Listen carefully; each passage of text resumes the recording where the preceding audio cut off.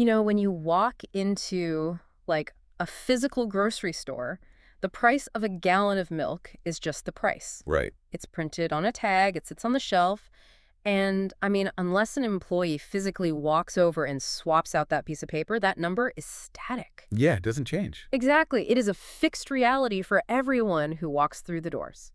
But if you look at e-commerce, suddenly that static price tag is totally fluid.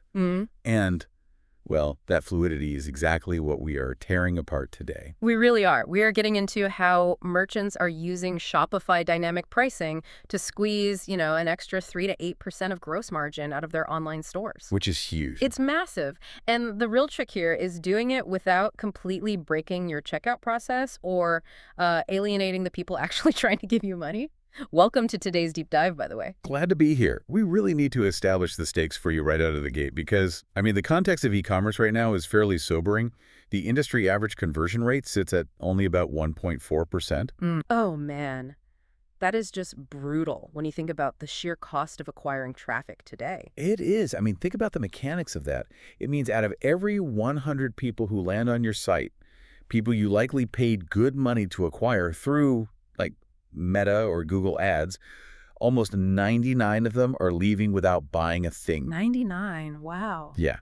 Now, dynamic pricing is absolutely not a silver bullet for product market fit. I want to be clear about that. If the market simply doesn't want what you're selling, no pricing algorithm on earth is going to fix that. Right. You can't dynamically price your way out of a bad product. Precisely. But what this strategy does do incredibly well is recover the margin and the conversion that static fixed pricing just leaves sitting on the table. Okay, let's unpack this, because if I am a store owner and I decide I want to implement dynamic pricing, well, the first hurdle is figuring out what that actually means. Yeah, the definitions are messy. Right. It feels like the industry uses this one single buzzword to describe, like, completely different things. That ambiguity is honestly the root cause of so many failed strategies. The term is incredibly loose. If you look under the hood, there are really 5 distinct mechanisms that get lumped together. Got it. And operationally, they share almost nothing in common. So if I'm building this for my store, what are my actual options? Walk me through how these mechanisms function in the real world. Okay, so the first, and probably the most common, is time-based pricing. Okay. This isn't reacting to a specific customer, it's reacting to a schedule. Oh, like a holiday weekend sale. Exactly. You're building logic that drops the price for a weekend flash sale or an end-of-day clearance, and then just automatically snaps back to retail when the clock runs out. Which creates that manufactured urgency. Makes sense. Okay, what about targeting specific types of buyers? That would be the second mechanism, segment-based pricing. This relies heavily on customer tags in your backend. Like tracking who is who. Right. When a user logs in, the system reads their tag Yeah. and adjusts the catalog accordingly. This is how you power VIP loyalty pricing or B2B wholesale account. Okay. Or even geo-pricing, where you use IP routing to adjust the cost based on, the purchasing power of the shopper's country. Got it. So we have time and we have segments. What's the third? Volume-based pricing. This is just pure unit economics. You write a rule that says, if the quantity of a specific SKU in the cart hits a certain threshold. The price per unit drops. Exactly. It's a mechanism designed specifically to push up your average order value and clear out inventory. Okay, and then we get into the really aggressive tactics, right? Like tracking what other stores are doing. Yes, the fourth mechanism is competitor-based pricing. This is heavily utilized in commodity categories. Like electronics or something. Consumer electronics, pet supplies, beauty, anywhere. Shoppers have a million tabs open and are hunting for the absolute lowest price. Oh, yeah. The tab switchers. Right. To pull this off, you have to use software that actively scrapes competitor URLs or Google Shopping feeds, identifies the exact same SKU, and automatically shifts your price to match or beat them by a few cents. That sounds like a massive technical headache to maintain. Well, it can be, but not nearly as complex as the fifth mechanism, which is demand-based pricing. Now, this is the one that sounds like pure science fiction to me. It is entirely algorithmic. You are plugging an AI pricing engine into your store, and it is constantly calculating the optimal price based on this massive matrix of real-time variables. Like what kind of variables? Your current inventory levels, your conversion velocity over the last hour, seasonality, even like the time of day. Wait, but I'd imagine the machine learning model needs a massive amount of data to actually make a statistically significant decision, right? Like a small boutique selling 50 shirts a week can't possibly use this. You hit the nail on the head. That level of demand-based repricing is typically reserved for stores doing over $1 million in annual revenue, usually with more than 1,000 distinct SIGIAs. Makes sense. If you don't have immense data density and constant transaction volume, the AI engine simply doesn't have enough trading points to optimize the price. It will just start guessing. Okay, so as a merchant, you're looking at time, segment, volume, competitor, and demand. Correct. So treating dynamic pricing like an all-you-can-eat buffet is a recipe for disaster.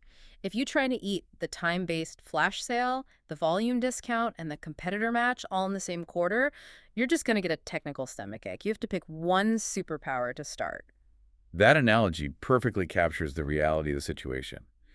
Trying to deploy multiple pricing mechanisms simultaneously is, well, it's the single biggest reason these initiatives fail. Too many moving parts. Way too many. You end up with all these ad hoc rules scattered across different apps, and nobody on the team truly owns them. Very quickly, that creates a tangled mess of technical debt that completely distorts your P&L. So what's the better approach? The most effective strategy is to pick the one mechanism that best fits your highest margin products.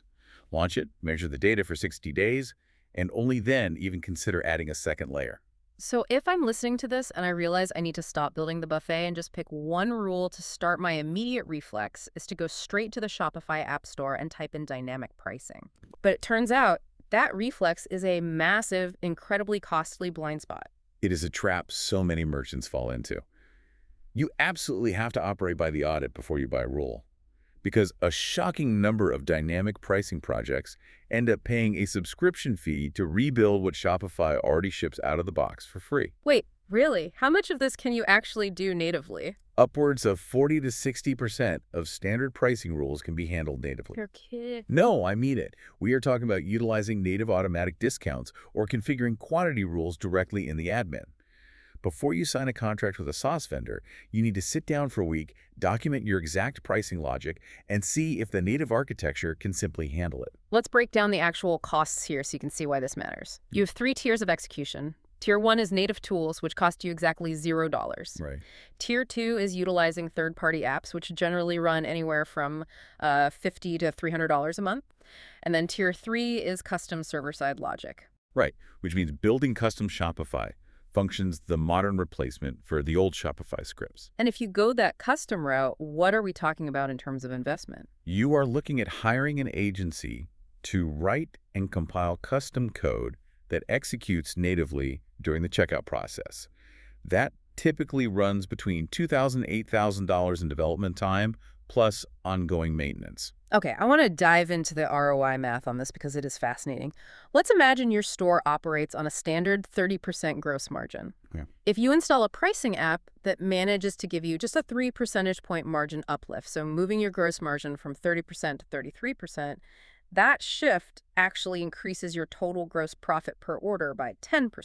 The compounding effect of small margin gains is incredibly powerful. Let's make it even more concrete. If your store does $30,000 a month in revenue and you install a $99 a month app, that app only needs to lift your gross margin by 0.3 percentage points just to break even. So what does this all mean? Because I have to push back on this math for a second. Sure, go ahead. If the ROI is really that easy to hit, like if I only need a 0.3% lift to pay for the software, why wouldn't I just go straight for the shiny $8,000 custom developer route?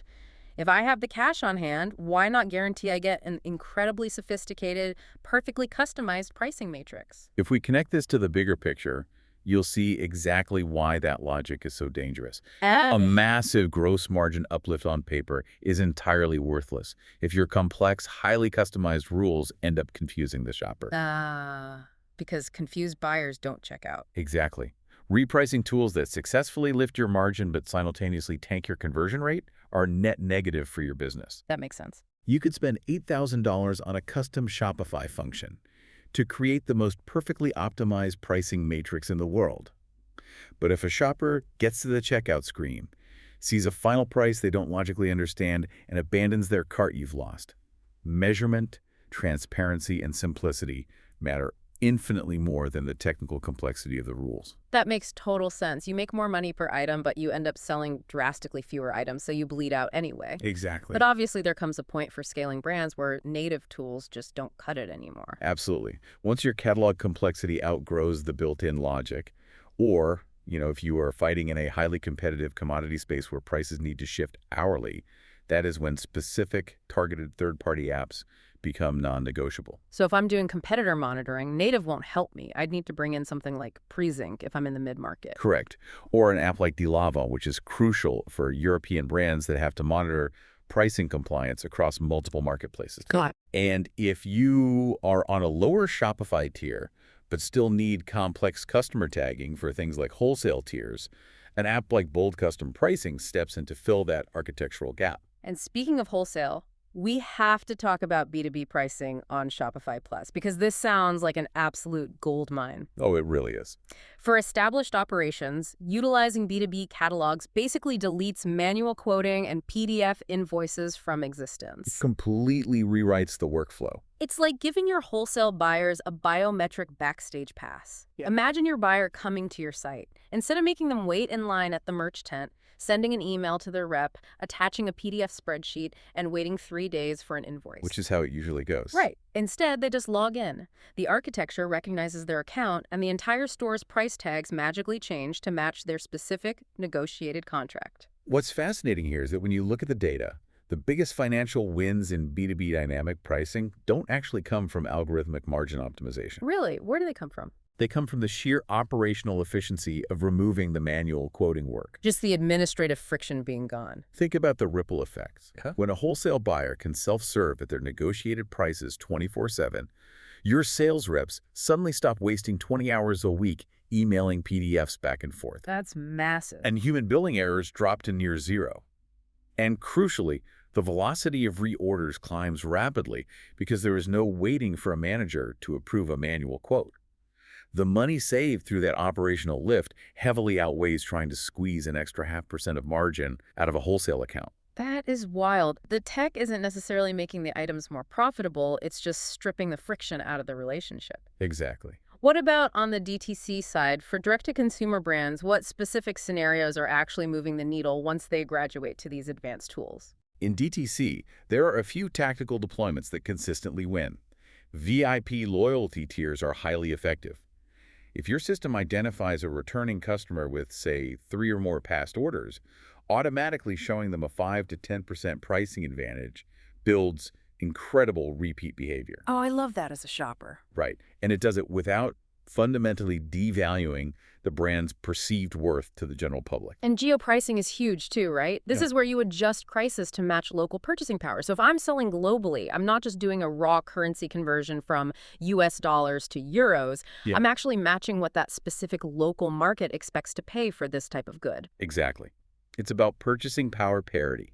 And another deeply effective yet completely non-technical tactic you can automate is psychological rounding. Oh, we're talking about charm pricing, the classic 99 cents trick. Yes, the left digit effect. Yeah. It's a cognitive bias where our brains process a price of $19.99 as significantly cheaper than $20 simply because we read left to right and anchor on the one instead of the two. Right. It feels like $10, not 20. Exactly. For low average order value or mass market items, automating your dynamic pricing to always round down to 0.99 consistently lifts conversion. But there's a flip side to that, isn't there? A massive one. If you are positioning yourself as a premium or luxury brand, you have to build your rules to round up to solid whole numbers. A flat $100 instead of 99.99. Because it looks cleaner. Yes, and if a luxury shopper sees charm pricing, it instantly signals cheapness. It degrades the premium positioning you spent millions in ad spend to build. But this brings us to a really dangerous crossroads because as a merchant, you're adding these powerful apps, you're layering B2B catalogs over DTC pricing, you're injecting rounding rules. It creates a highly complex web of logic. It certainly does. And there is a massive warning flag here. If you aren't meticulously careful, these rules overlap at checkout and create an absolute nightmare. In the engineering world, we refer to them as discount stacking bugs. And they're the single most common and honestly most financially devastating failure mode when merchants implement dynamic pricing. Here's where it gets really interesting. Walk me through exactly how a stacking bug physically happens in the checkout process. Okay, imagine your marketing team launches an automatic discount for a Wednesday flash sale. Let's say 12% off the whole store. Okay, sounds good so far. But your operations team already has a VIP tier running in the background that gives your best customers 10% off. And simultaneously, you have a volume rule built in that triggers a 5% discount if someone adds 3 items to their cart. Oh no, I see where the math is going. If those rules aren't explicitly configured in the back end to exclude one another, a VIP customer who happens to buy 3 items on a Wednesday suddenly stacks all of those logic gates. They hit the checkout, the system aggregates the rules, and they get 27% off. That bug will completely wipe out your profit margin on the entire order. Multiply that by 500 orders before someone notices, and it is a catastrophe. So how do you physically prevent the system from cannibalizing itself? It requires 2 non-negotiable operational habits. First, the documentation rule. Every single dynamic pricing rule or automated discount must be meticulously documented in a shared central spreadsheet. Like a master ledger. Yes. You log the name, the target segment, the exact technical mechanism, the expected financial uplift, and a hard end date. If you don't maintain that sheet, 6 months from now, nobody on your team will understand why a random Wednesday discount is still firing. And the second habit. It's a setting inside Shopify. Whenever you're setting up discounts natively, you must default the combinations toggle to O off F. You only ever allow discounts to stack if you have explicitly run the math and tested the resulting checkout in a sandbox environment. Document everything, default combinations to off. Got it. Yeah. But the landmines here aren't just technical, they are highly regulatory too. The compliance risks are immense. If you are deploying dynamic pricing in the European Union, you are subject to the Omnibus Directive. What does that mean technically? From a technical standpoint, this means if your site dynamically displays a price reduction like a sale badge with a slashed-out price, you are legally mandated to disclose the absolute lowest price that specific SKU was sold for in the prior 30 days as the reference point. So you can't just run a script that artificially jacks up the compare it price on a Tuesday, drops it back to normal on a Wednesday, and calls it a 50% off sale. Exactly. The directive specifically targets that kind of algorithmic manipulation. And if you are operating in the U.S., the major landmines are MAT policies, minimum advertised price. Right, the pricing floor is set by your suppliers. Right.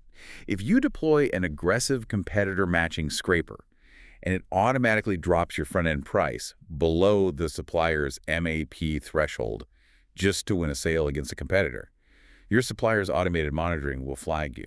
Ouch. You could literally lose your wholesale contract and your supply chain over a rogue algorithm chasing a 10-cent discount. And there's also the infrastructure side of compliance. How does this impact advertising? This is a silent killer for a lot of dynamic pricing strategies. Yeah. Platforms like Google Shopping and Meta require strict parity between your product data feeds and your landing pages. Meaning the prices have to match exactly? Yes. If your dynamic pricing engine drops the price on your website, but it takes your product feed 8 hours to sync that new price to Google, Google's crawlers will spot the discrepancy. They will penalize the product, flag your account for data violations, and your ad performance will flatline for weeks. Wow. Your feeds have to sync within hours or the algorithm punishes you. Now, all of this rule-based strategy makes sense, but I want to push back on something that feels a bit contradictory. Go for it. In the world of hyper-targeted ads, metapixels and deep data profiles isn't personalized pricing the actual holy grail. You'd think so, wouldn't you? Right. If my back-end data shows that a specific user really wants a certain pair of boots based on their browsing history and income demographic, why wouldn't I dynamically charge them a few dollars more? Why is that considered such a bad idea? This raises an important question about the fundamental mechanics of trust in e-commerce. You have to draw a massive, heavy line between rule-based dynamic pricing, which is what we've been discussing, and behavior-based personalized pricing. But the technology exists to do it. Why not leverage it? Because behavior-based pricing is the fastest known way to completely incinerate your brand equity. Rule-based dynamic pricing, like charging less because someone is a VIP or adjusting for their country's currency, is legally safe. But more importantly, it is easily defensible to a human being. Right. I didn't get the 10% discount because I'm not in the VIP tier. There's a logical barrier there. I understand the rules of the game. Exactly. But behavior-based, personalized pricing changing the cost of an item simply based on an individual shopper's perceived willingness to pay. That isn't optimization. It feels like manipulation. It feels like an airline trying to squeeze you because it knows you've searched for the flight 3 times. Yes, and if a returning customer opens an incognito window and realizes you are actively charging them more for the exact same pair of boots, simply because they visited your site twice, they will feel exploited. Oh, absolutely.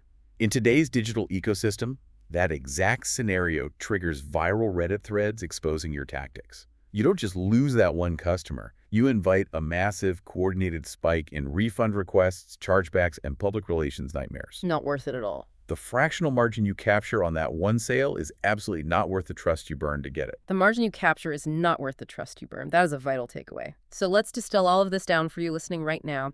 If you are going to leverage dynamic pricing to recover margin, you have to approach it surgically. Do not try to build the all-you-can-eat buffet. Right. Pick one mechanism, whether that's time, segment, volume, or competitor-based logic. And critically, audit your native capabilities first. See if Shopify's built-in tools can execute your logic before you introduce third-party apps or expensive custom code that might unnecessarily complicate your checkout. Document every single rule in a central spreadsheet. Default your combinations to off. And remember that dynamic pricing is a margin recovery tool. It is not a conversion silver bullet. The goal is to remove friction and optimize the unit economics of the traffic you already have without violating the trust of the buyer. We've covered the mechanics, the math, and the landmines today. But before we sign off, I want to leave you with a thought to mull over regarding the sheer trajectory of retail. Well, this should be good. We just talked about the massive backlash against behavioral pricing and why trust matters so much right now. But think about where e-commerce technology is fundamentally heading. If we eventually move into a digital landscape where every single price tag across every single website is fluctuating in real time based on micro shifts in supply and demand operating exactly like the stock market does, how will that permanently alter the psychology of shopping? It would change everything. Right. If your carton of milk online changes price by the second based on how many other people are looking at it, well, the very concept of a static retail price just disappear entirely from human history. Something to think about the next time you see a price drop by a few cents while it's sitting in your cart. Thank you so much for joining us on this deep dive. We'll catch you next time.